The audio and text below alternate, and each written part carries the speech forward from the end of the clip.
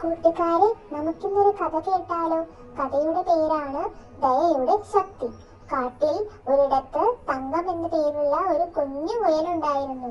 അവൾക്ക് എപ്പോഴും തുള്ളിച്ചാടി നടക്കാനും പാട്ടുപാടാനും വലിയ ഇഷ്ടമായിരുന്നു. ഒരു ദിവസം തങ്കം പുഴയുടെ അരികിൽ നിന്ന് ചുവന്ന നിറമുള്ള ബെറികൾ ശേഖരിക്കുകയായിരുന്നു. അവൾ ശ്രദ്ധയോടെ ഓരോന്നും കൊട്ടയിലേക്ക് പെറുക്കി വെച്ചു.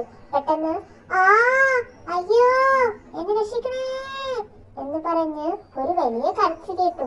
തങ്കം പേടിച്ച് ചെവി കൂർപ്പിച്ചു. ശബ്ദം കേട്ട ഭാഗത്തേക്ക് അവൾ ഓടി.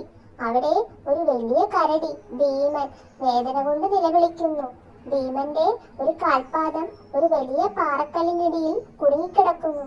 തങ്കം പതുക്കെ ഭീമന്റെ അടുത്തെത്തി. ഭീമ, നിങ്ങൾക്ക് എന്തു പറ്റി? ഞാൻ സഹായിക്കണോ? അവൾ വളരെ ദയയോടെ ചോദിച്ചു. ഭീമൻ കരഞ്ഞുകൊണ്ട് പറഞ്ഞു, കുഞ്ഞുമുയലെ, ഈ പാറ വളരെ ഭാരമുള്ളതാണ്. എനിക്കിത് മാറ്റാൻ കഴിയുന്നില്ല.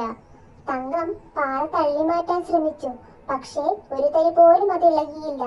സാരമില്ല ഭീമ, ഒരു വഴി കണ്ടെത്താം, തങ്കം ഉറക്കെ പറഞ്ഞു. അവൾ പെട്ടെന്ന് അടുത്തുള്ള മരങ്ങളുടെ അടുത്തേക്ക് ഓടി.